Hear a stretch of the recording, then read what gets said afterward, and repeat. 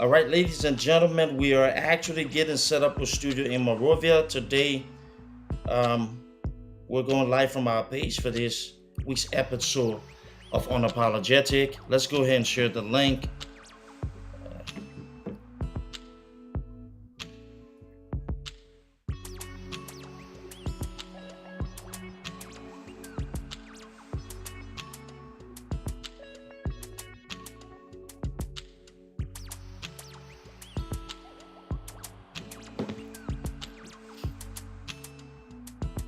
All right, so I just sent the link there to everybody share. Yes, sir.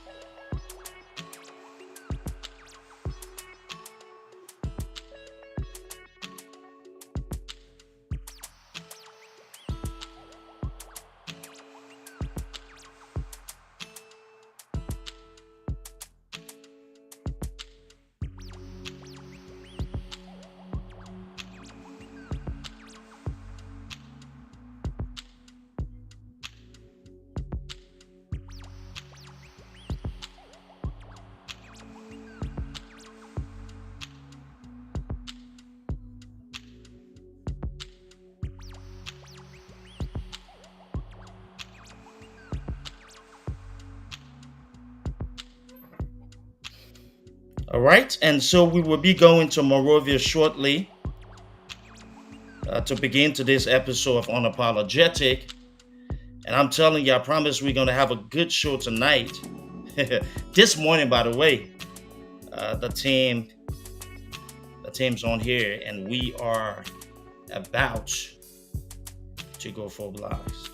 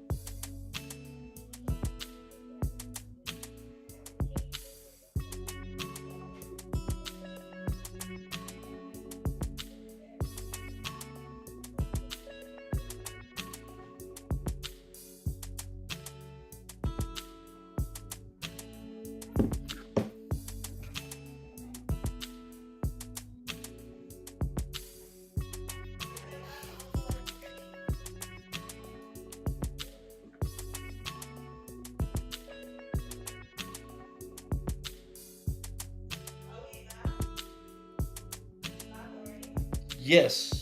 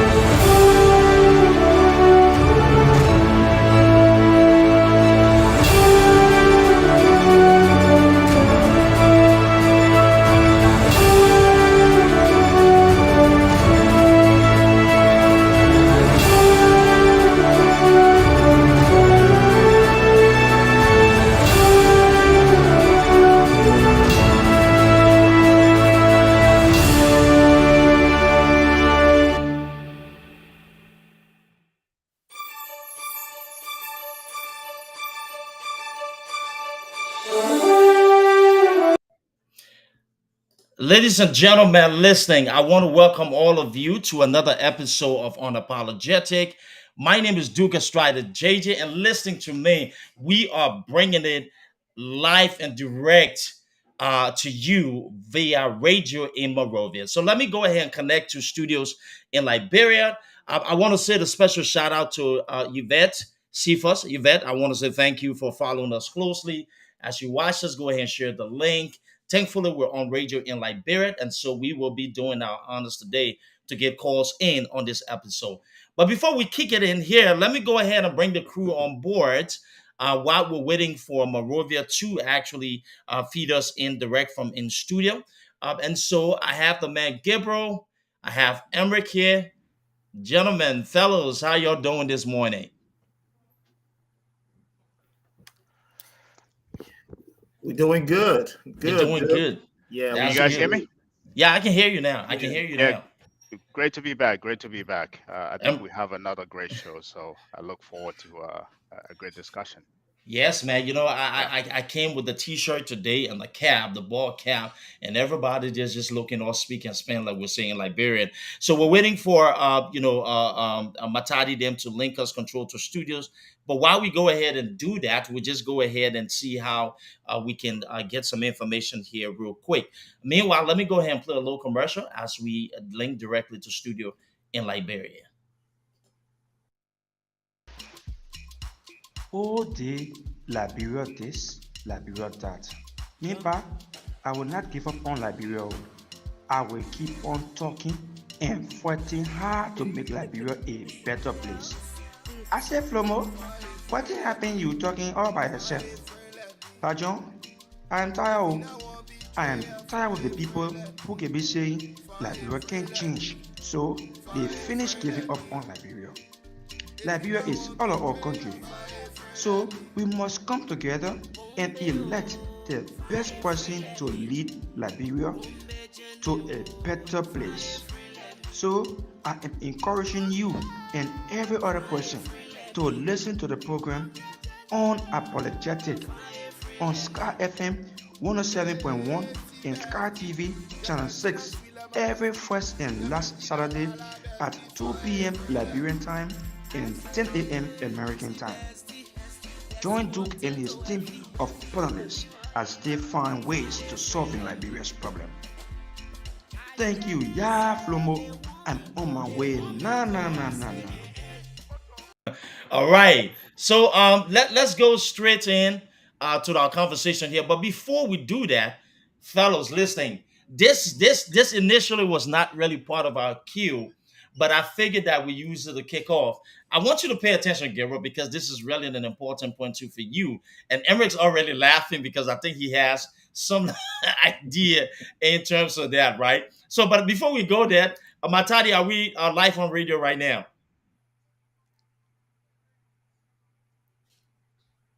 Okay. So it looks like they were still trying to get poured in, but they're in studio. Are we good to go? All right. Perfect. But Gabriel, let me go ahead and actually play this. We'll come back. Man, all I enjoy it, man. No, we say what they say. We not even enjoy it. We want to suffer and die again and say we're going to go cash our food. Well, one we have can't be built. So somebody shared this on social media today, Uh-huh. and it was pretty interesting. This is coming from our disadvantaged young people. Remember, these are the people who have been talked about a lot as of lately due to all of the things that we see happening. But I found it as a really intriguing point, and I wanted to kick this off as we commence or move into our section. So let's go as it is there, and we will kick off. They say that Mr. Cummings hasn't done anything for Liberia. Hmm. But those who have been following, our, entire body politics, our country outside of politics, would disagree. To kick this off, I'm going to start with Eric. I mean, what do you make of those assertions? People who come up and say that Cummings hasn't done for Liberia, about anything for Liberia. And when we look at all that we know he's done, can we make the argument that not only has he done more for Liberia, but he has done more for Liberia combined than any other politician or members of the opposition and incumbent in the country before taking over leadership in that country. What do you make of that, Emric? I think it's a fair argument, and it is debatable, Duke. Thanks for the question. All we need to do to be able to spread out and send the message out there, show actually what he's done is the way to counter it in those different places, different areas where the information is not correct. We need to correct it, and that's the reason why we are here. If you look at current hospital in Lofa, I think in Zaza, right? You remember a couple of years ago what was happening? The whole hospital was shutting down. Imagine you already have a deplorable healthcare system or non-existent healthcare system, and the only one you have in that area talked about shutting down at that time. And then who came to the rescue of the hospital and I mean the clinic or hospital was able to resuscitate it? Who was able to revive that hospital was Mr. Cummings. We can go on and on tonight or today, this morning, and have a whole list. We'll leave from here maybe in a month time before we can leave from here. If you look at BDOER, the struggle with electricity or one of the issues too in the country, and Mr. Cummings again was able to provide, I think, 350 kVA to have BDOER electrified. So that's one aspect of his goodness to our country. We can go on and on. There's a whole long list of issues that we will cover while we are on the show. We'll keep covering them as we move on. So this is to tell you that they are misinforming you. They are lying to you because it suits them better or best to lie to you. But it's up to you to always be able to get the right information and disseminate it the right way. So it's our Yeah. job to tell you all of those things. The long list of issues we're going to cover it tonight. I mean, this morning. I always say tonight because we all always have our meetings at night. So I'm so used to the night time. So this morning we're going to be telling Look, you all of those things he's done, and you're going to be and hearing a lot more. Yeah. honestly, that's what we're gonna do. Gabriel, I want to go and push to you quickly. That Yeah. assertion that Mr. Cummings hasn't done anything for Liberia, at least from the naysayers, that argument can be met with the fact that if you really combine all of those guys who were in the opposition, out of the opposition, in the incumbent, any of those people who've actually expired, for the office or intended to run for the office, he has actually done more than all of them combined. What do you make Yeah. of that Yeah. argument, and what kind of facts you can bring to that conversation? I think, as Emmerich said, if first of all, I can't believe we're still having this conversation. I really can't believe that is still part of our discussion. It should be put away, buried, you know, done with. It shouldn't even be part of the discussion now. But again, this is unfortunately this is the kind of environment that we're in. So once in a while, we have to come back here and touch on some of the things that he's done in the country. And I think Emmerich elaborate on some of that. But for me, I think what I want to talk about specifically is one of the things that are important to me that I think he's doing in the country, which is the STEM program, right? If you look around the world now, yes, I'm not discounting people that are majoring in humanities and stuff, but with a STEM education, you can pretty much go in anyway, right? And this is one of one of the key things that he's doing in Liberia with that STEM program that he has there, right?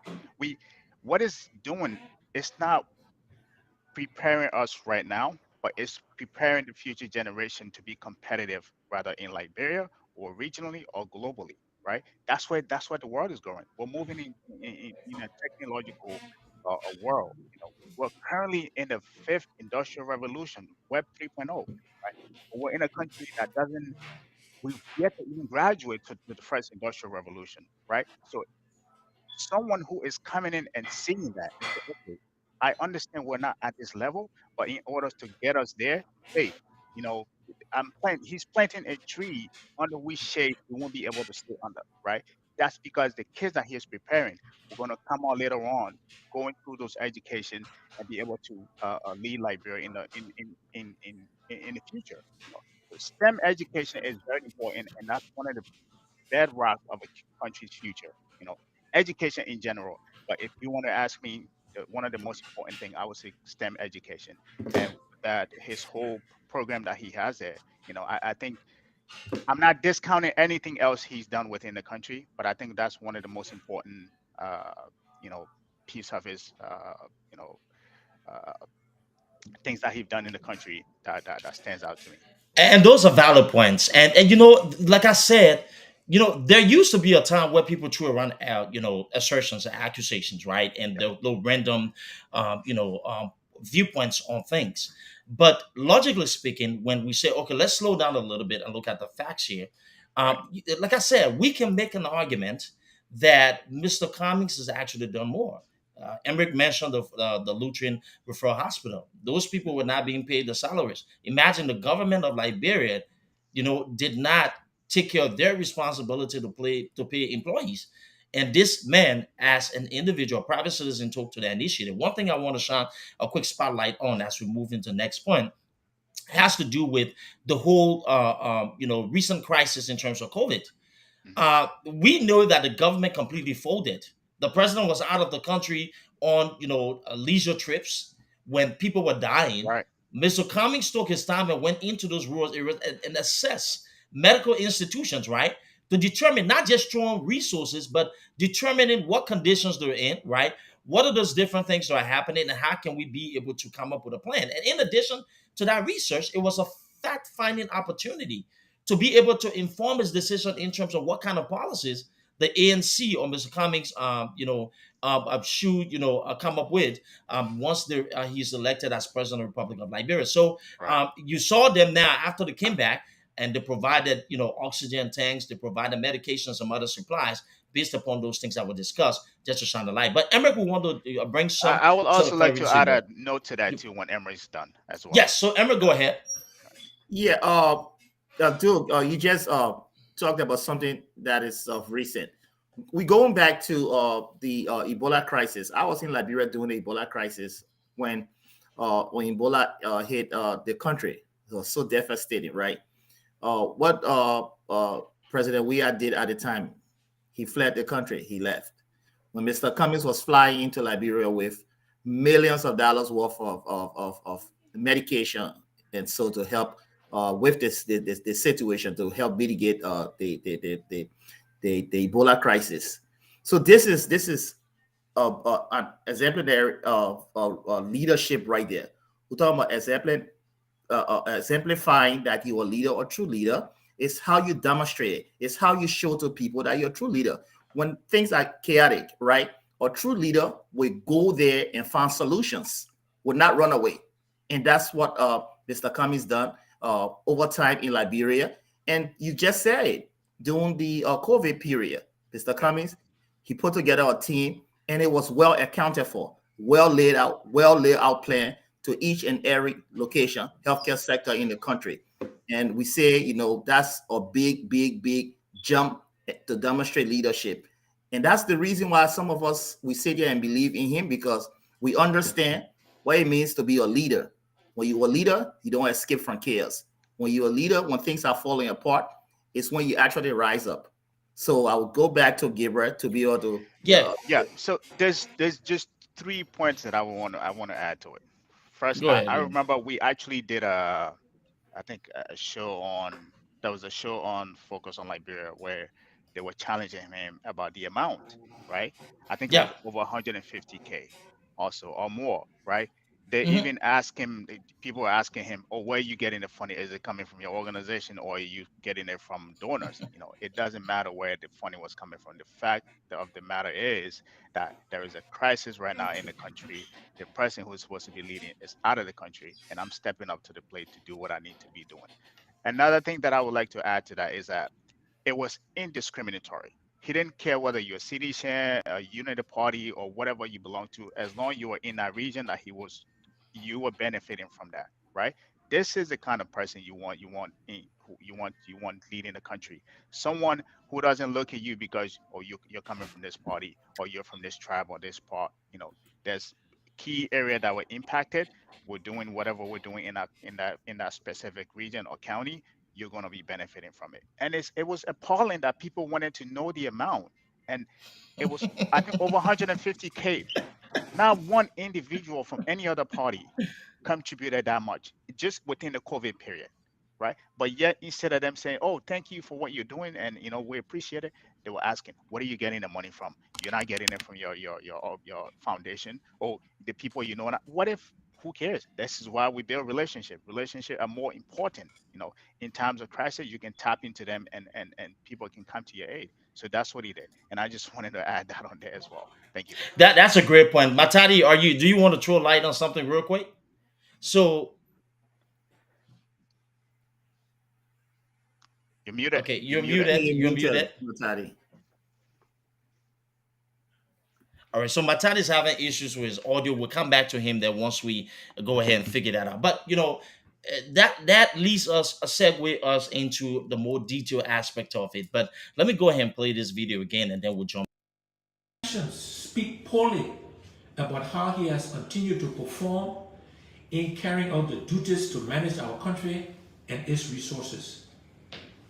The sanctions are therefore serious and should be responded to seriously. As such, President Weah's mere suspension of his officials and close confidants is not good enough to address the injuries caused to the Liberian people by the actions of these individuals. So this is what we define as leadership. And when we go back at his time and this entire period post 2017, and now that we're heading into 2023, we saw Mr. Cummings leading the CPP, exemplary leadership, and we saw how he was masterful in making sure that we got results. Uh, you know, Now this issue of sanction, he has been the pioneer of calling out the ills in government. Actually, if you go back to when the elections over and George Riaz was elected, within the first few months that government became corrupt, Mr. Cummings was one of, and if not the only political leader that was very vocal about those issues. And actually, I remember vividly when he said the stealing has to stop. Hmm. When we talk about leadership and looking at this week with the CPP finally sealing the deal and rebranding, and you see all of the turmoil, all of the things that we had, the court, the false accusations, some individuals being in the CPP and trying to back out because they're afraid to, compete. But you see how he has actually found a way, right, to create a study ship to the point now where we have a formidable CPP that is now recognizable and is taking the spotlight away in terms of opposition politics. To start off with you, Emmerich, what kind of leadership is that, and what specifically in his past can be attributed to his calm, his poised, calculated leadership that's got us to this point? Yeah, thanks, Duke. Thanks for the question. Duke, first of all, to answer that, we have to first of all understand the importance of leadership skills. We have to know what makes a leader a good leader. And you see, communication, if you listen to Mr. Cummings, if you've been around and listen to him, he is intentional. He has a very good and impeccable communication skill. He tells you the objective of what he's saying. He tells you the goals of what he's saying. He tells you he speaks to everyone, whether you're in first grade, second grade, third grade, college, uh, postgraduate, at least Mr. Cummings is speaking to everyone. Everyone understands him. That's a very good attribute of a leader. And then he's a very good listener, active listener. Mr. Cummings listens well. If you look at going back with what was happening, so many people they gave different pieces of advice to him on how he should go about in the when they had a trial, right?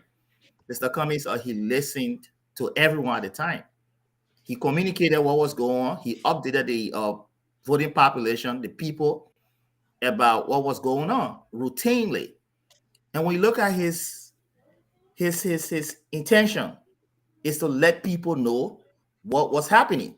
And that was a very, very, very good thing. It was highly effective that no one was kept out of the loop as to the trial, right? So when you look at Mr. Cummings, his skills, how he motivates, you motivate people by telling them how important. Look at Liberians today. Most Liberians Not all. We think that by voting politicians is all to it, but we have to consider our worth. Mr. Cummings is one of the few people that can tell Liberians that they are important. They worth more than just giving their votes to people for $50 or for a bag of rice. Mhm. That's motivation to tell you that when you work hard, this country can change. To tell you that Liberia should be better than this, it gives a reason to think, to sit and think and say, oh, wow, so we have been asleep. Now we're being told the truth.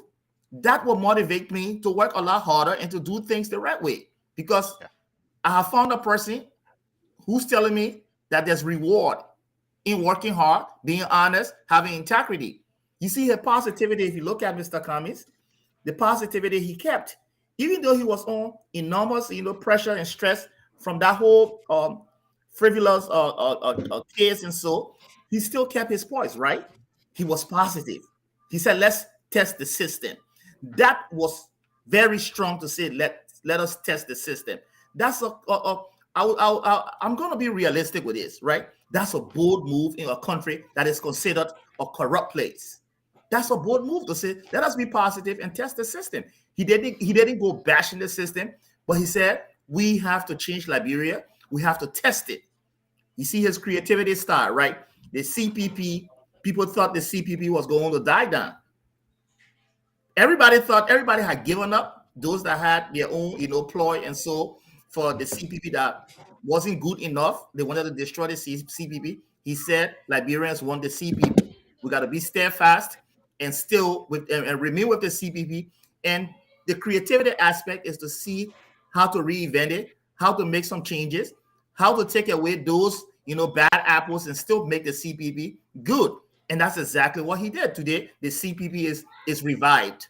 Yeah. The CPP is revived because of his ingenuity. Then he gives feedback constantly. Mr. Cummings gives feedback. Liberians were not used to it. Look at the president, the executive mansion's website. They don't give feedback. They don't update. But he gives feedback every time. And people say, "Oh, would I hear for press conference?" Every time he get writing press conference. That's the hallmark of a leader. You have to give feedback because through feedback, you will know what you need to strengthen, what you need to fix. So I thank you for this question. This is very, very important. This is something that we need to pay attention to. Yeah. And Gabriel wanted to add on there a little bit there, but Gabriel, in addition to what you're about to say, Right. we talked about Emric just talked about exemplary leadership, and Yeah. he talked about all of the things that Mr. Cummings did to not only keep his study within the CPP but rebranding, right, looking at the Mhm. challenges. One of the things that I recall the most during his tenure as head of the CPP, he was under a lot of pressure Mhm. and political pressure from those individuals who are known as system characters. They came Mhm. with the cards, but he effectively managed it and was able to score a big win in terms of getting people elected. Actually, one of the biggest victory for an opposition, collaborating political parties in the Yeah. country at that point in Yeah. time. My question, in addition to what you're about to expand on, is Right. this: some of the arguments in the past is that government is different than corporate, Mm. and that there's a different feel for it. But I Mm. mean, it's becoming clear that that particular argument no longer holds, because you're somebody who has dominated the same system characters in a space that they should have some kind of They should have. territorial gains, right? And what does that signal about his strength as a leader and all of the successes he's had, and how does that not only defeat this idea of government versus corporation, but then also I want you to shine some light on why is it even a more challenging run when it comes to working in corporate and the politics and all of that, Mhm. versus the government, as people want to put it. Yeah, that is a loaded question, but thank you. And Emmerich, thank you for answering that as well. So I will start by saying this, right? The kind of leadership that we're used to in Liberia is not who Mr. Cumming is. We're used to boisterous, you know, talkative people, Mm. like this kind of rah-rah kind of leadership style that we're used to, right? If you look at Mr. Cummings' leadership, I'm not trying to compare him with Xi Jinping, but it is what we call soft power, right? Mm. You don't talk a lot, you observe a lot, but you do things that are very effective. Soft power, right? You don't talk, but you're effective. The same one with Paul Kagame. You don't hear that man talking a lot, but he's very effective what he do. But we're not used to that, right? We're not used to Mhm. that. So when you come, you bring somebody like that, you put them in the face of the politics in Liberia, where everything is in your face. You know, talking to your mom, cussing your mom. You know, it's different. So we're not used to that. Well, that's one thing I like to say. In terms of what he have exemplified in rebirthing the CPP, right? If you look at Steve Jobs, right, when he founded Apple, what did they do? They kicked him out, right? And they, guess what? They brought him right back in. And what did he do? He grew that company into one of the biggest entity that it is right now, right? And I say that to say that this is what leadership is about. That is exactly what leadership is about. Staying the course, being intentional, and knowing that you set out your goal to do something and being able to do it. Now, to pivot towards the question that you asked in terms of the what differentiates, what differentiates corporation from from government. I will always say that this is an argument that I always have with most of my Unity Party, call it people, right? They say, oh, the man working corporations are different from government entity, and as I would like to say, right, they are parallel. They just address things differently. In corporations, you answer to the board of director. The CEO sits on the board of director as one of the board. Matter of fact, in most corporations, the bigger ones, the CEO leads the board of directors, right? So in terms of formulating the strategy, he sits on that. The main people that you answer to are your customer, right? In addition to that, your competitive strategy, right? So somebody who leads in that area, those are the thing that they focus on your customer, your board of director, and your strategy, how to grow in terms of competition, whether it's marketing, gaining market share. You go on the government side. What do you have in the government? You have your constituents, right? In addition to that, you answer to your citizens. You cannot just you just because you're a president, you can't just come out with any law and say I'm just going to go pass it. No, you have to answer to the Senate and the representative of the House as well, right? That's how parallel these things are. The same opposition, the same bureaucracy, they just come in different way. That's exactly what people that work in government and people that work in corporation, that is the challenges that they have. You know, for Mr. Cummings, he's demonstrated that, and I think you made a very salient point that I want to touch on too. Imagine somebody who worked in a government and you've been telling him that he can't. I mean, in a corporation, you've been telling him that he cannot work, he won't be able to function in a government setting. He has come in your own territory and beat you at your own home court. As you said, he was leading the CPP. It got more people elected than any opposition party, right? When he formed the CPP, people thought it was falling apart, right? We thought it was falling apart because of the people involved, and how it was structured. Guess what? He went back and revised it. People left. And this is the kind of leadership by people running away from that. It should tell you the kind of leadership that they are, the leaders that they are. That when things hit the ground, things hit the fan, where there is no clarity in terms of direction, they will bail out on you, right? Yes, you come into what we call a merger agreement with everybody having the same goal, right? But when things get complicated, there's no clarity. You figure, oh, I'm just going to leave, and you come to somebody, the person come back, the person who initially formed it, and come back and present a clarity and rebirth the CPP and give it a new direction, and then you're going to sit on the sideline now and come criticize it. You have shown who you are. In economic, there's a thing we call reveal preference. When you're serving economic data, you ask people, they will tell you what they're going to do, but don't rely on what they tell you they're going to do. Just let their actions show you what they're going to do. And I think for those that left the CPP party, right, the CPP agreement, who ran away, it shows a lot about their leadership skill. And when things hit the fan, how they're going to behave. They're more about what the direction of the CPP. So I'm going to leave that on there. That's a great point, and this is why I love on unapologetic for us to be able to add some sort of value to the conversation. William Matadi, can you hear me?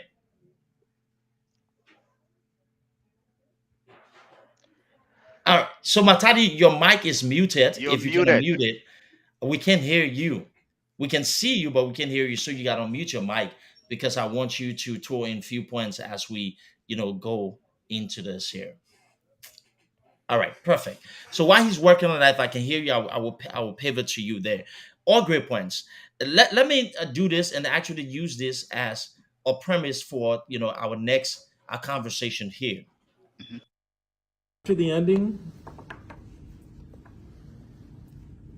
of the Civil War, and 7 years after the rebirth of Liberia following the Ebola virus epidemic, Liberia still ranks as one of the 10 poorest countries on the globe. So when a newborn child fails to achieve standard growth benchmarks, a newborn child, doctors call that failure to thrive. It means there's something wrong, failure to thrive. In the United States, the legislative branch and the executive branch are in 100% agreement on policy regarding Liberia. This is very big, and it actually serves as a foundation for something important that we're going to delve into.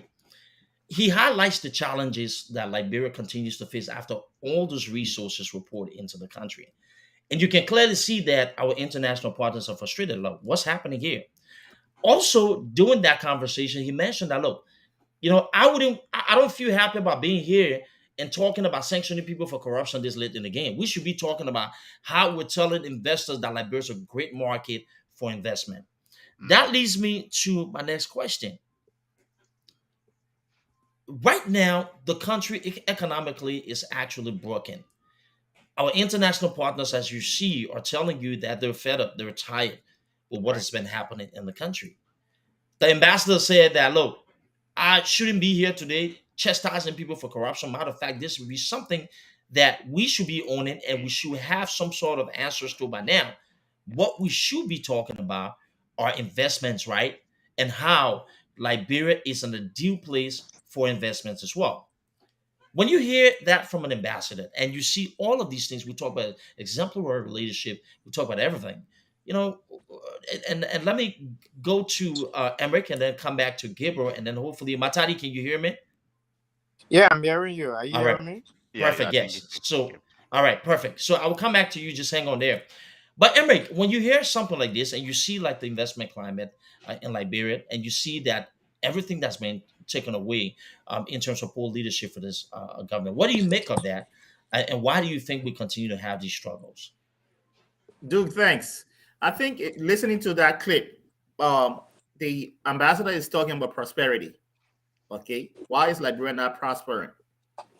We have to pay attention to these things. These things are very important. Uh, in order to have prosperity in any country, it's a deliberate choice that we make as to our judiciary system, whether the police is not a partisan police, the police is independent, they're unbiased, and those things. The security system in our country, to have an open market in our system where people are not dealing under the table and taking money from people, and then they also the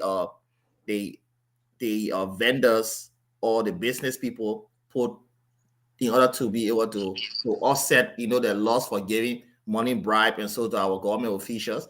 They have to charge the goods and services more. They have to put more money on top of it. I'm going to be as simple as possible. That's the only way they can break even or they can make profit. So to develop a society for everyone, we have to have we have to protect the our fundamental policies and laws, and so we have to protect it. But what are we doing? These things are by design. They don't want to go by the books because going by the books is going to account for those things, and we're going to be seeing what's happening. They don't want that. So we have to look at doing things differently. We have to see who can come in. Someone as in Mr. Cummings can come in and make sure that we go by the letter of everything, our policy, our tax laws, and see how we can be able to to tweak those things for the country to benefit. We have to have an open economy. An open economy will help too, and where different talents, everybody in the country can be able to participate into the economy. All of these things are done by the leadership. Yeah, I keep saying, in Liberia, our problem is the lack of leadership that is responsible for all of these things.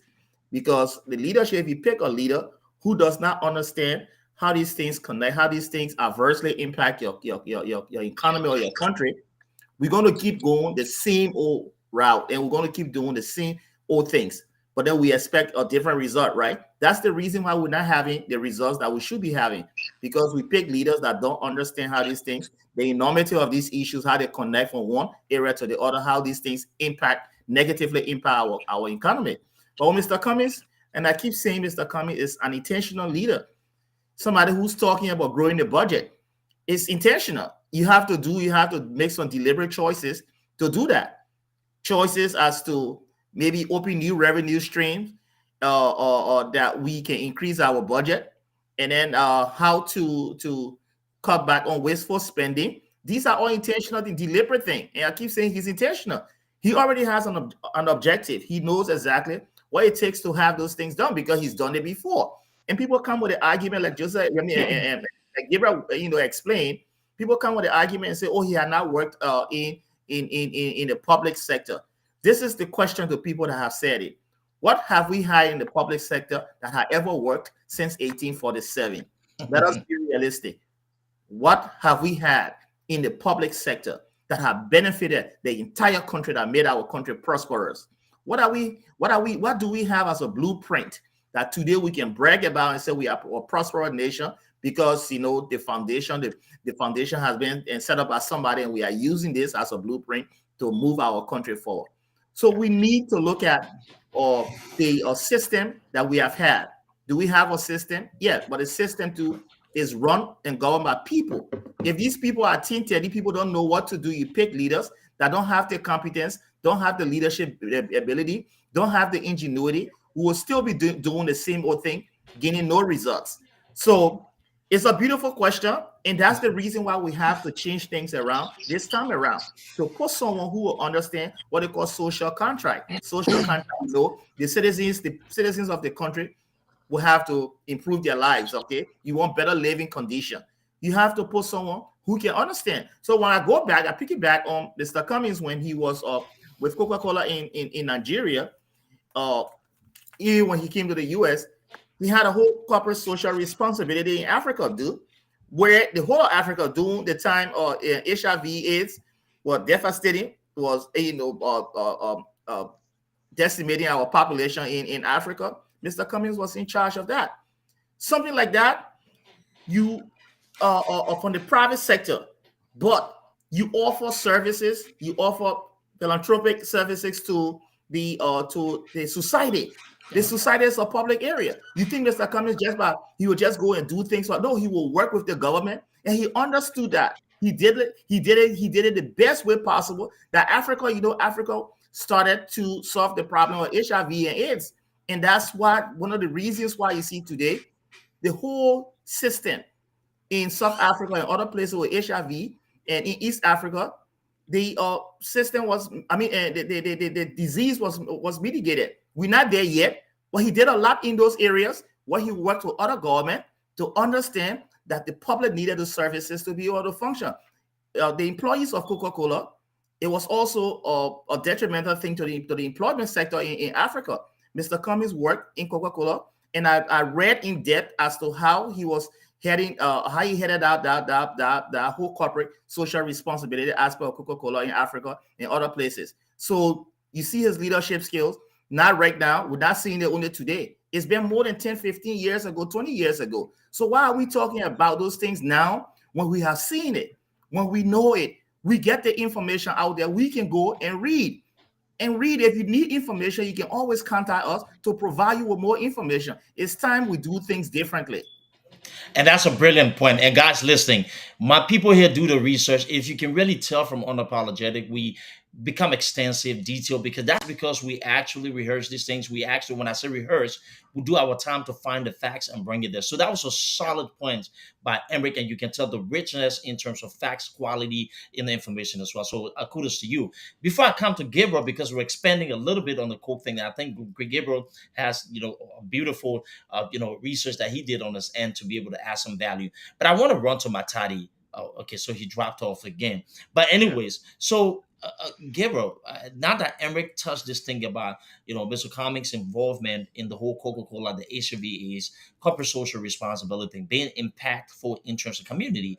Um, Mhm. quickly before I just ask you the question here, that's what if you I've always made this argument conversation. I say one of the reasons why Mr. Cummings was successful in this region is because his style of leadership, his work, took into consideration the communities. There was a famous interview. I'll find it and maybe share it on our show. And they asked him, how was he successful? And he said, because I made sure that every Coke product, the communities that we actually marketed it in, benefited from the sales, right? That was masterful. And it ties into this value addition of leadership. But when we're looking at Coke, and we're talking of the confluence of things, right? I want you to just tell us a little bit, in terms of what were those things that you saw that influenced the decision of Coca-Cola to invest across Africa, and with Mhm. Mr. Comics actually being in those rich traditional African markets. What do you think, were some of those key components that led to his run in those regions? And are those markets any different from Liberia? If you can be specific So in terms of consumers' patterns, what are the similarities there? so yeah, thank you. That is a great question. Another great question. So I will, sometimes when I'm talking, I tend to be long-winded, so I want to break it up in pieces, right? Yeah, And I talk too fast. I got to learn to slow down sometimes. that's Uh, both for us, man. I'm the same way. People don't yeah, understand. yeah, I talk too fast, so that I have to catch myself. So to answer the question, right? When whether this is a greenfield investment, meaning I'm coming into the country and buying another company in there to partner with and start up, or I'm just coming in to invest directly.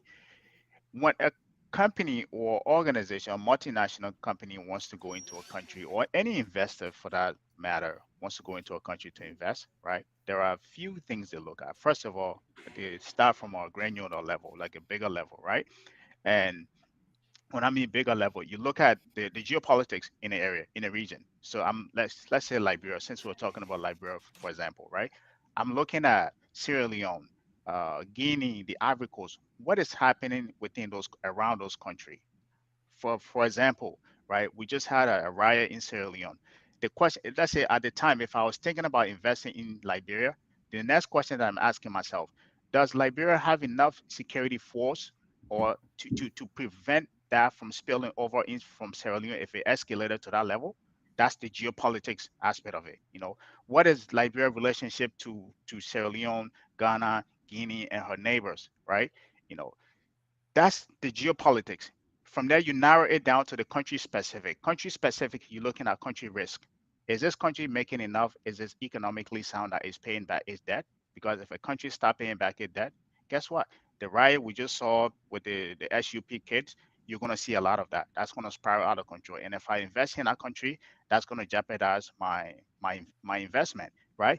So you look at the sovereign, you look at the country rate, you look at the sovereign risk, the sovereign rate, as I said, it ties into the default, right? Is this country paying back its debt, right? You look at the political risk as well. What are some of the decisions that are being made in our country that could unexpectedly cause loss to an investor if they were to invest in our country?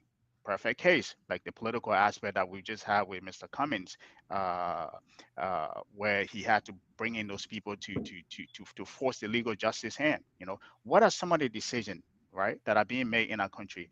As I said, you look at the country risks, you look at the political aspect, you look at business risk in our country as well. What are some of the challenges that our businesses are facing in our country? I'll give you a perfect example in Iraq, right? One of the things Iraq did was to establish what we call a grievance. a grievance mechanism for investors. So let's say if I go in Liberia and invest, right?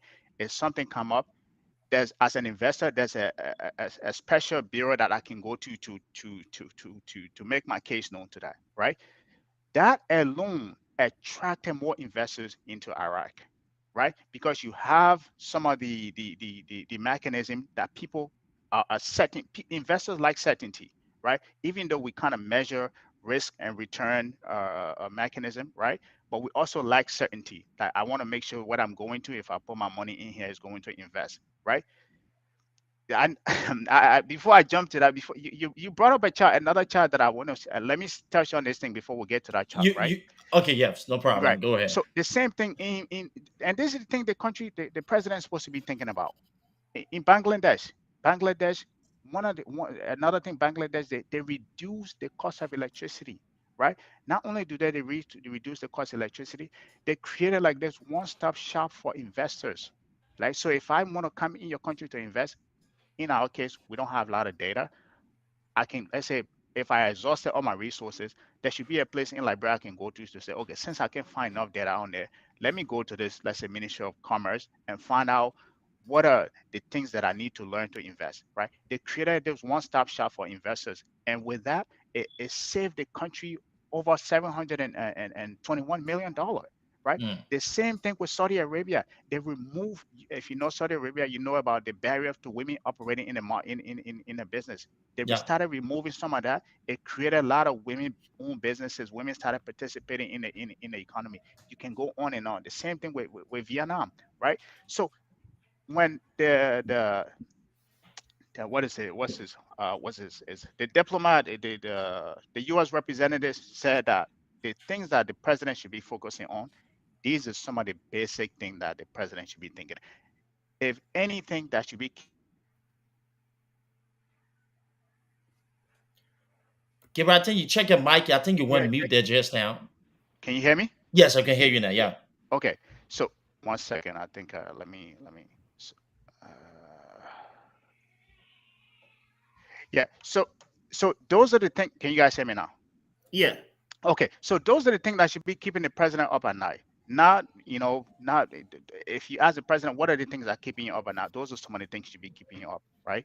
And now you can go to the slide there before let me touch Yes, on that. absolutely. Right. I thought that was an interesting one. We want to bring something So really.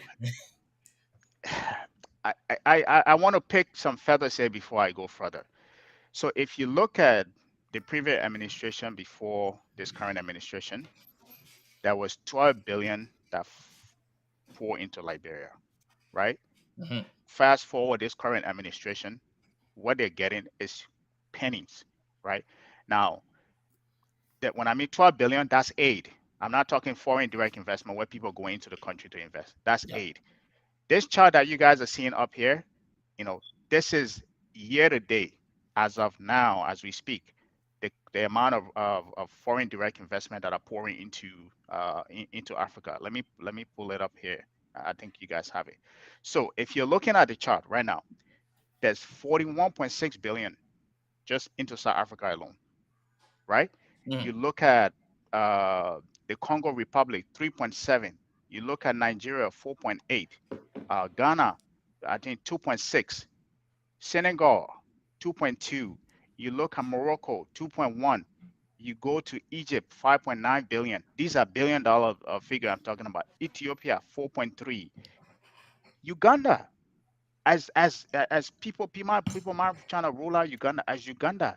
They've been having this one president for over 36 years, but there is something that they're doing that investors are going into there and being able to put $1.1 billion into that country. The same thing with um, uh, Mozambique, right? So I say this to say, now if you look at the West Africa bloc, money is going into that, right? And you look at the other country that money is not going into, we're one of them. So the question becomes, what are the other country doing that Liberia isn't doing? That's the question Mm. we'll be asking ourselves. If I were a president or those are the questions that I will be asking. What can we do to improve the business climate, right? To attract investors into that country, right? Not to be on TV dancing buga or in the studio making record, you know. Now, I pull up that we share that chart because with those foreign direct investment, another thing that you guys don't see underneath is jobs. They bring jobs. Those foreign direct investment, $1 billion worth. I think the lowest on that was 1.1 billion in Uganda. Do you know how many jobs will be created with just $1.1 billion investment in your country? Those are the things, the conversation we need to be having, right? Those are the conversations. So when the diplomat talk about, uh, the country, the president should be worrying about, appeasing to investors. Those are the things that he was talking about, and the reason why we continue to talk about it, we know Mr. Cummings have done this on a bigger level, not just in one country, from Nigeria to South Africa, all the country that Coke operated in, right? You have to be able to create jobs in a country. And to create jobs in a country, if you're not directly creating them, you create an environment that will create jobs, which is attracting direct investment. And those direct investment will subsequently create jobs. And those people, jobs being created, people will be able to sustain their family and live a better life. Away from this conversation where we talk everyday politics, away, I will say this one thing before I land, because as I said, I tend to be long-winded sometimes. If you hear Yeah. Mr. Cummings talking about we've been doing the same thing over and over, right, and expecting different results, if he that the next time some of you come around him, I want you to ask him this. Maybe he will go in depth, in detail. What do you mean? What do you really mean by when we're doing the same thing over and over, we're getting different results? I'm sure some of the things he will tell you is that since our inception, right, since we were formed as a country, Yeah. I will always say this: we've never created one sector in the economy to say, oh, Liberia is known for, let's say, rubber. Liberia is known for rubber, producing rubber, not just producing rubber, but we to the point where we own the whole supply chain, from Mm, the tapping of the rubber, the mm. processing, to making things like condoms, rubber bowl, rubber bucket, Yep. cups, rubber cups. There's none. There's no sector or industry that we've created, right? The same thing. In addition to that, every time you hear Liberia said, even the conversation that you'll be hearing about our older parents that will say normal day when things were sweet in Liberia, Mm. those were all aid money. Those were aid money. Like people come in, the same thing that we're doing now, the last administration, where they pour in that lot of that money, and we never did anything with it, right? So we've been begging our way. And when the people give us the money, instead of us building infrastructure, creating jobs, and building industries, we use it, and it continue that cycle over and over. We've been doing that over and over up to now, you know. And I think the reason why Mr. Cummings says that, because he want to say, hey, I want to change that environment. I want to change a country where when I'm coming, I want to create industries. I want to create sectors. I want to create financial sector. I want to create jobs, right? So we get away from depending on aid and building an economy that is self-sustaining. So they say people take away their aid money. We don't care. We know our economy can sustain itself by itself, right? So that's the key conversation that we need to have. That is what impacts everybody, whether you're a child, you're still 50 years old, you call yourself youth. This is what this election is going to be about. And this is the conversation we need to be having. We need to be having. Thank you. And thanks, that Gabriel.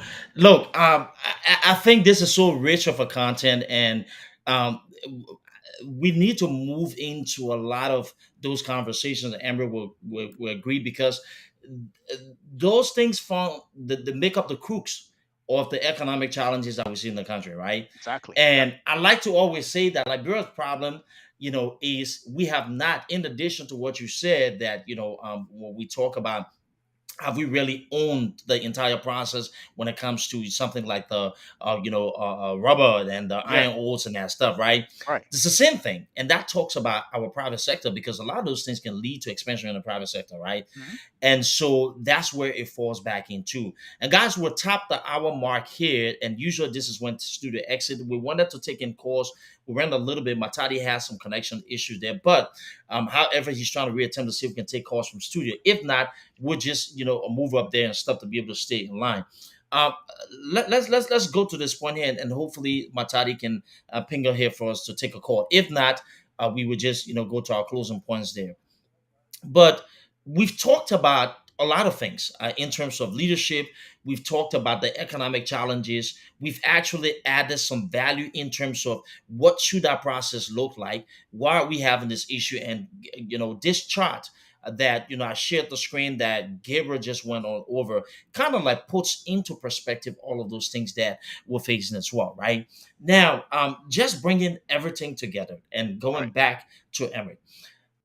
Emmerich, when we talk all of this, when we talk about leadership, when people talk about sanctions, when we talk about the countries not functioning, and then we suggest that Mr. Cummings, is the better alternative. Why do you think there's a major push by some of us to let our people know that Mr. Cummings is that value addition that we need in terms of leadership? Why is it that we continue to provide clarity to this issue? And in your mind, though, why do you think, if you believe that, and I know you do, that Mr. Cummings present an opportunity that we've never seen in a long time when it comes to political candidates in that country? Yeah, dude, thanks. This it brings me back to the question that do we actually want change? We can't keep criticizing those things that are holding us or making us to be to fall back decades, centuries back, and at the same time we protect those things. Typical example, look at what happened in Bond County with Mangale. Mangale openly stated that even if we stole money and built beautiful homes, it was a sad day for me as a Liberian, truthfully speaking, a sad day Mhm. to know that you are admitting and then you're being manipulated and you're taking away their prosperity, their future. I want you to pause that because we want people to see and listening, right? So let's do this. Some people think, oh, the post stealing the money. But even if I see the money, I get it, like Brentford, I put it. Because Ali, I'm seeing it carrying it in Europe. This is what you were referring to, Emmerich. You can go ahead. Yes, dude. Good thing you play that clip, right? It's sad to people should have been outraged over there. Truthfully speaking, if I was in that audience, I will tell you this: my approach would have been different. Different. It's sad. Yeah. The reason why we poor is because of those things. Corruption, you steal the money and you think that it benefits you. And then when you look at what's happening right now, to see certain people that don't want things to change, they stay in the way, they hinder change, they don't want it. The reason why is simple. They don't want to be competitive. They don't want to build on integrity, on honesty, on competition. Mm. It's hard for them. We are lazy people. We have to stop being lazy. We have to start to work hard. In order for Liberia to move forward, it's not about, oh, let's leave it, let's put it in prayer. You see what's happening, right? The same man, you find preachers, pastors extending their hands to offer prayers for him that he can evade, or maybe the sanction will take in, just magically his name will vanish from the sanction list. And so it's sad. So our people, and I keep saying, this is like, we have to educate, re-educate, redirect the minds of our people. The Stockholm syndrome, we see it. The people that hold you hostage, you support them. You come on Facebook, you fight for them.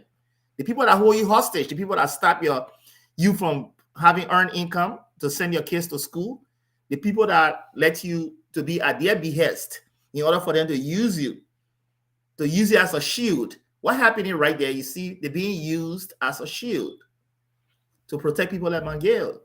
They go into protest. Mangale did nothing wrong. But Duke, let us admit that the system that's creating this is the system we try to get rid of. This is a system. We blame our people, but we blame the system, because if we infuse resources into our sectors where people can have. This is the system, but then they will tell you, Emmerich, one thing there, because it's important you just mentioned it.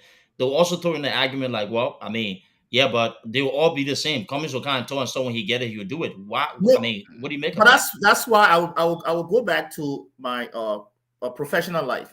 You think most cases, majority of the time, when companies, when they need to change the culture of any organization, any business, what happens? They hire from outside, right? They want to bring that renewed energy. They want to bring that different thought and way forward. They want to change the way things were done. Because the reason why they will go out and get a new CEO or new leader, because they want to change the direction. They're not in the right direction. And that's the way to fix a system, though. You always fix a system by bringing someone who is from the outside. People saying, yeah, if you have a system and the system is working, there's nothing is wrong with bringing somebody from within. But if you have had a system for centuries, for decades and so, never worked, nothing prosperous about it, nothing good about it, you want to try to bring something from outside. This is the question.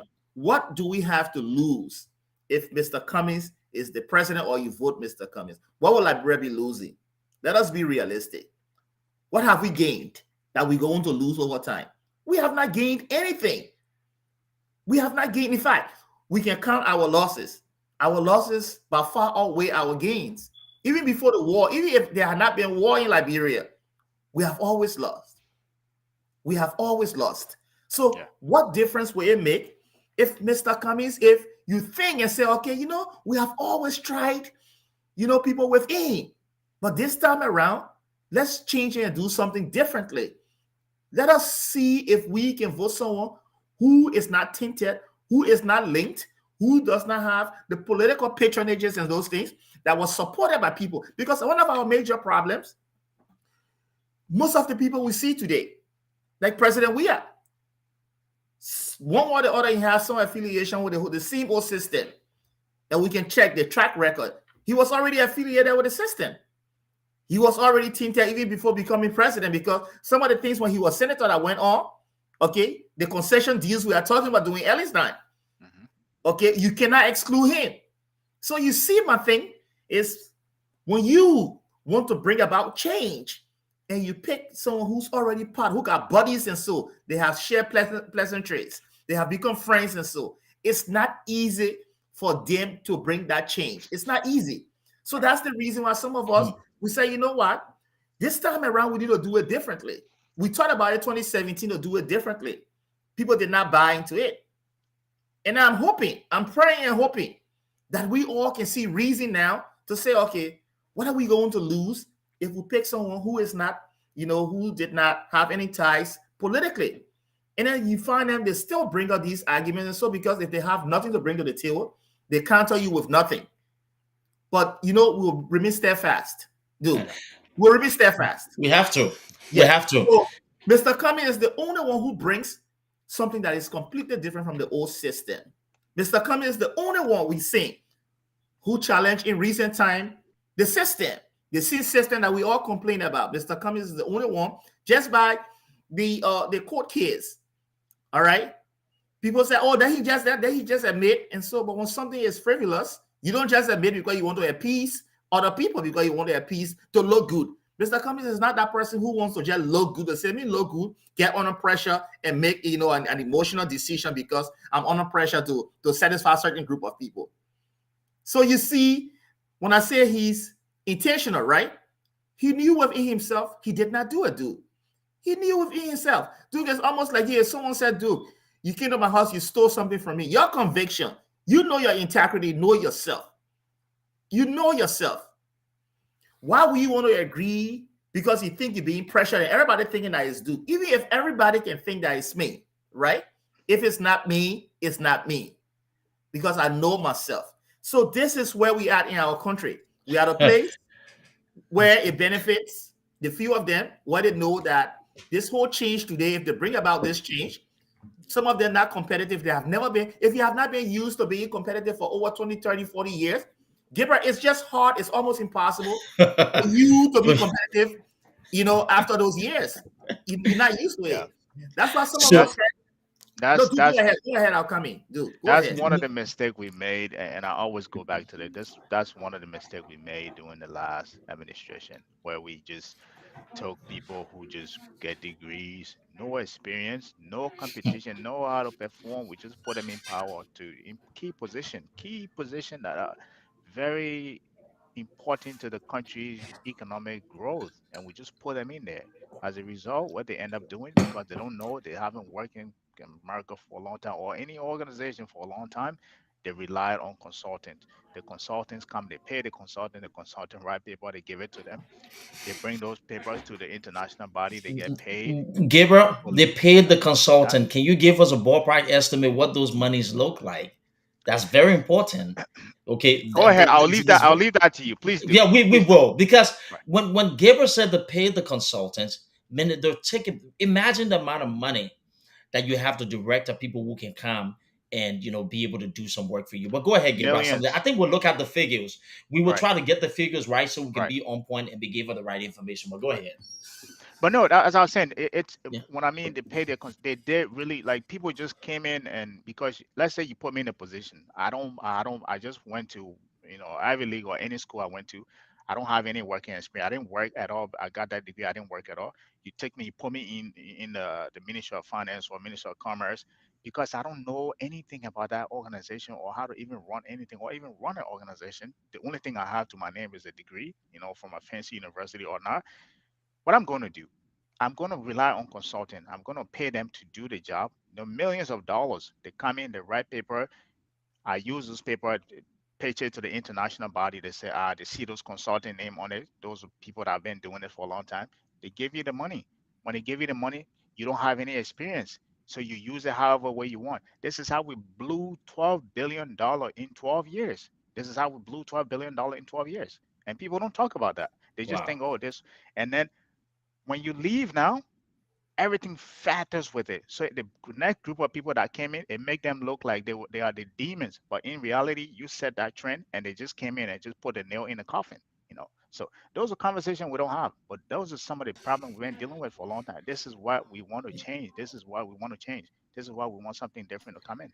Yeah. And Gabriel, going to your points here, and then we will close up on the closing point there. But Emric said something about the system, and I asked him, with all you're saying, people were saying that, well, the city Cummings will come and he'll be no different. And Emric laid it out brilliantly, right? And I think he destroyed that argument. But I want to move forward because he said something critical, and I want Yeah. to use it for your next point to bring some light on it, and then we'll go to close up there as well. Right. So Emric talk about fixing the system, and that usually with corporate institutions and Right. organizations, Right. successful organizations, organizations in general, that when they sense something's not working, they usually go from the outside to be able to change the culture. Hmm. One thing that reminds me of is Wells Fargo. We saw the huge scandal, and Yeah. they totally went contrary to what the norms were, right, in terms of picking the next CEO or people to lead that charge.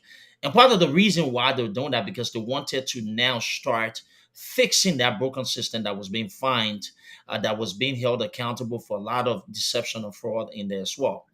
When we look at Mr. Comics, why is it that his qualification or him being the president of Liberia provides this change of culture and a total reset of the system? And looking at everything that you've listed with Liberia, why is it necessary for us to change culture in Liberia? And we're looking at investment, we're looking at the economics of things, we're looking at the private sector. Yeah. And I think this is this is as a statement that we keep making, or a song that we keep singing. And I always go back to the simple answer is this, which is another question to answer your question as the typical Liberian way. Tell me who in whether you're looking at this the entire body of politicians right now, people that are whether people that are running in the opposition bloc or people that are in the current office or government right now, or even before that. Tell me which one of them have done, you know, what he has done to that level, to that magnitude, right? That's the question. And the simple answer is none. Nobody have escalated to that level, to that what he's gotten to. That's one. They, not just to get to that level, the journey, the type of leadership skill you gotta have, the accountability, you're looking at people reporting to you. You're overseeing strategy. You're even overseeing from the legal aspect, the growth that we talk about, competitive strategy, growth strategy, how to gain market share in Africa. Before Coca-Cola went into Africa, there were already soda company there. There were also other soda company there. How do you think he went in and be able to command a sizable market share and a dominable market share? How do you think he was able to navigate? You can't to go invest in a country. I can't just get up one day and say, "Oh, I'm going to invest in Liberia."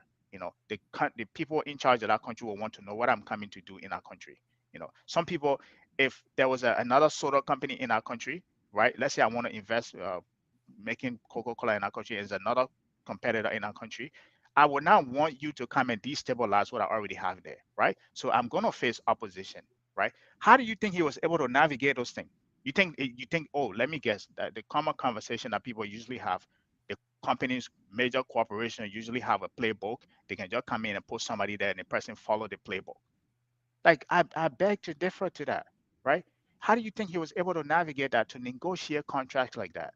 Right? To work with government to say, hey, I'm not just coming here to start to bring Coca-Cola here, but I'm going to make sure that the people, the citizens in this country own the supply chain. Like it benefits them from a unit economic standpoint to every profit margin standpoint. We're just coming here. We're selling franchises, right?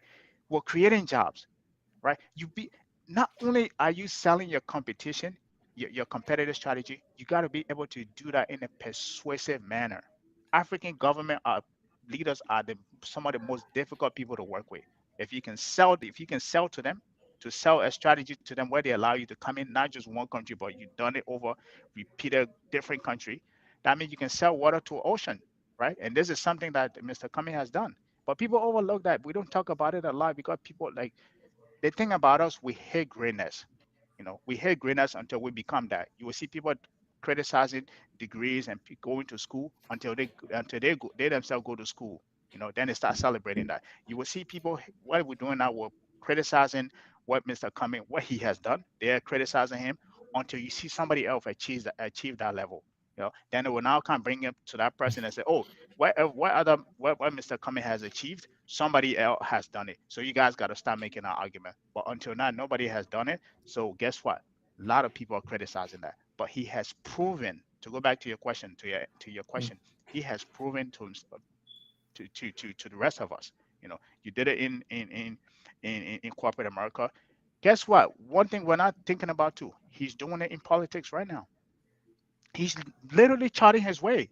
There's somebody who came in 2017, no name. Mm. They were Yep. criticizing him, no name.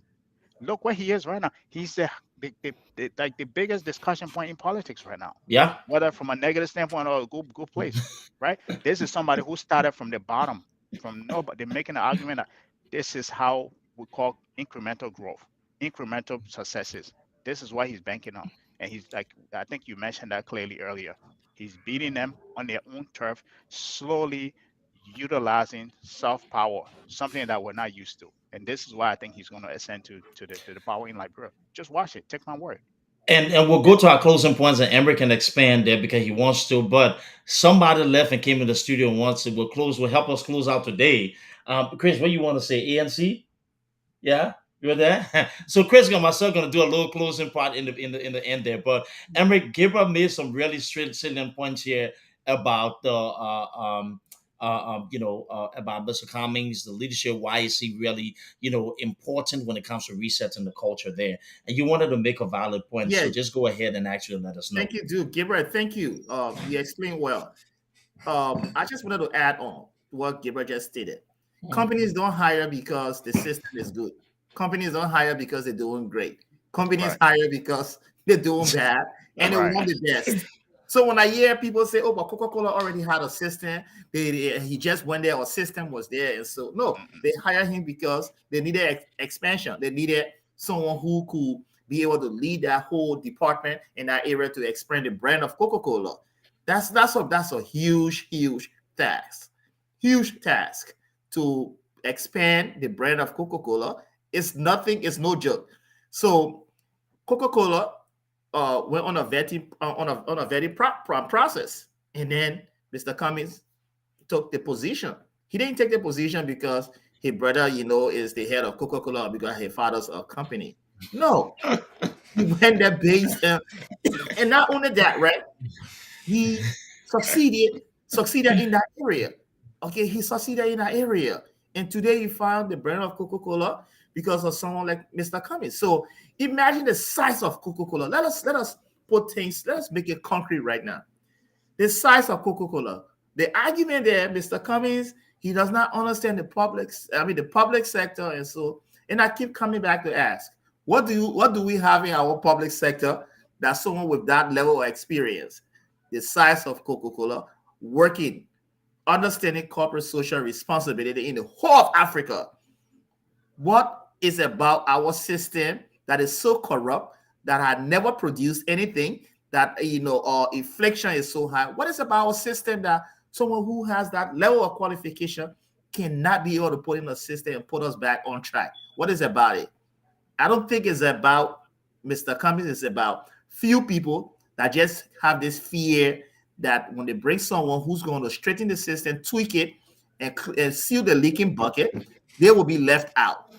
That's the fear. The fear in Liberia, some people think that the only way they can be counted in that country, the only way they can survive is to keep the old system. But then they come back and talk about change. The 12 years they criticize. If you talk about change for the 12 years, right? You said they were bad, they were corrupt. So what's going to come to mind when you take over? The first thing you want to prove that they were corrupt, right? You're going to audit. You're going to audit. That wasn't done.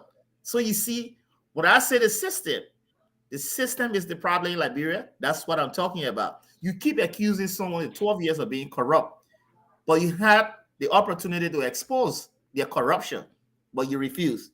And you think that people are stupid to think that what you say they are stupid. You think that they are stupid to believe you that they are corrupt. But in no time you take over, everyone of you building homes around. But you say, Yeah. oh, you're building the homes, you want your grandchildren living in it. They who in the communities with no light, electricity, no good homes, no toilet, they will be clapping for your children because I found home. When you listen to Mange say, hey, for my grandchildren, you see that farm home. But the people you are talking to, they don't even have anywhere to sleep. When it's rainy season, you find them, they wake up at night because it's raining all in their places, and so, and the Flooding. flood. So, you know, Even businesses are struggling with that. businesses, and you come and say something like Mhm. that.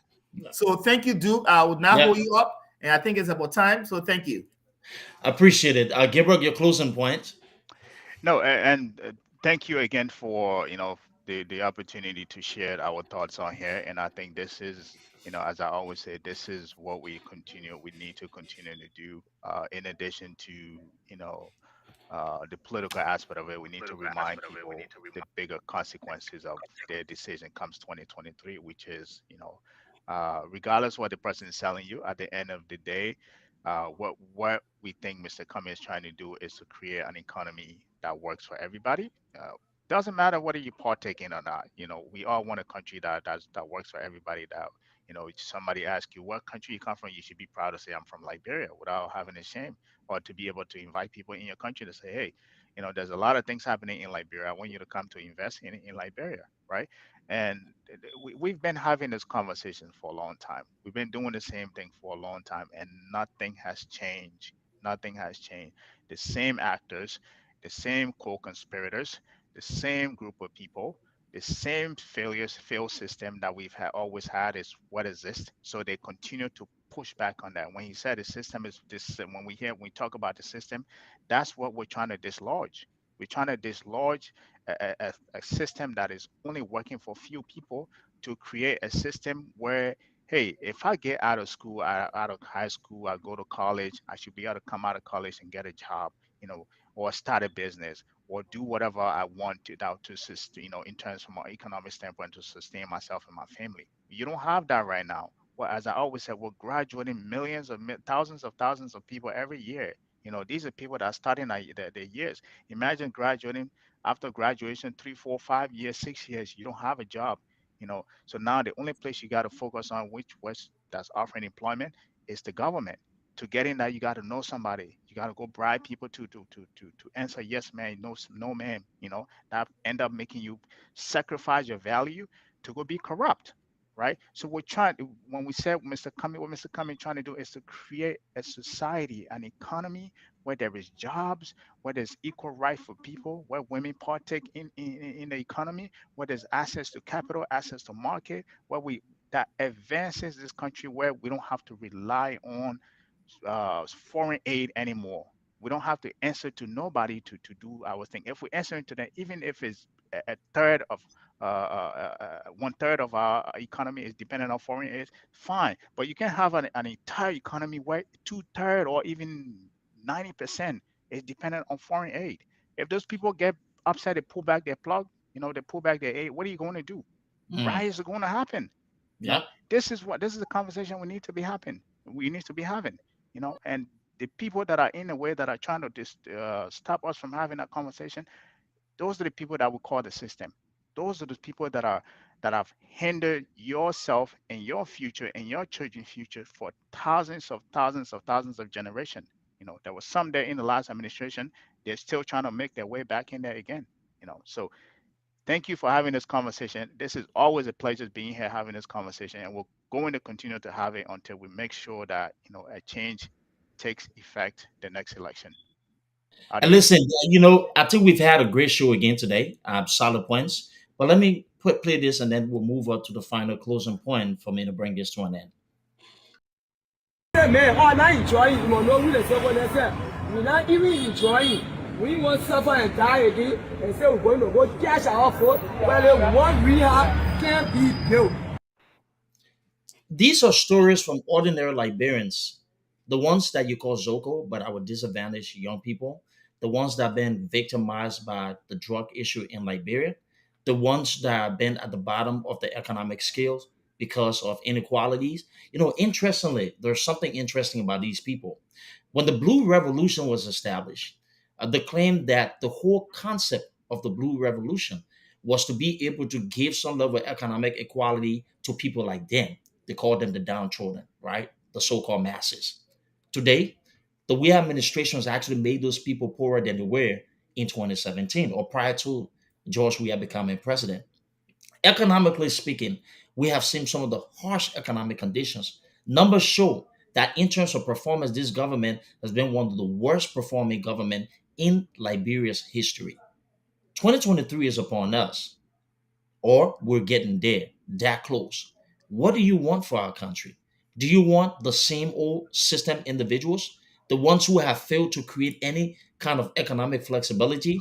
Or are we looking towards resetting the system wherein we're bringing somebody from the outside who's not an established politician, but that can come in and be able to change the dynamics of our economics, our economy, the dynamics of our body of politics, the dynamics in terms of the culture of our country? This is what Mr. Cummings brings. He brings real change, something that's going to add value to the ordinary people. And I'm telling you, this is not because we're trying to preach politics. It's because we see the value addition of having a soft power leader, a real leader, somebody who understands true leadership to transform the lives of our country. On that note, I want to say thank you for joining us today on another episode of Unapologetic. You want to say goodbye, Chris? I just want to say thank you so much. My co-host Chris here been in studio with me. And Chris, you want to tell them see you later? Next to see you later. Okay. So thank you so much. We appreciate it. We'll be back again next Wednesday with another episode of Unapologetic. And I promise you, we're gonna come in here with Sky 107.1. My name is Duke. This is Emric. This is Gibbert, and we're signing off.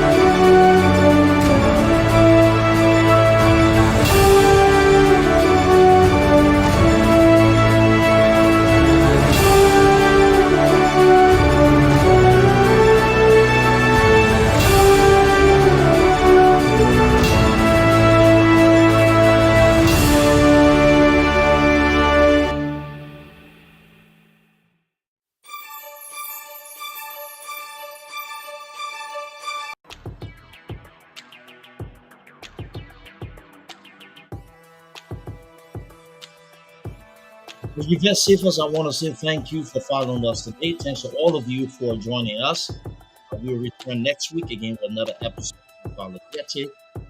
Today was a really great episode, and I hope we were able to answer some of your questions and your concerns. Next week, we're going to be back with some provoking, tough-talking conversations. I want to say thanks to all of you for joining us, and we're going to go ahead and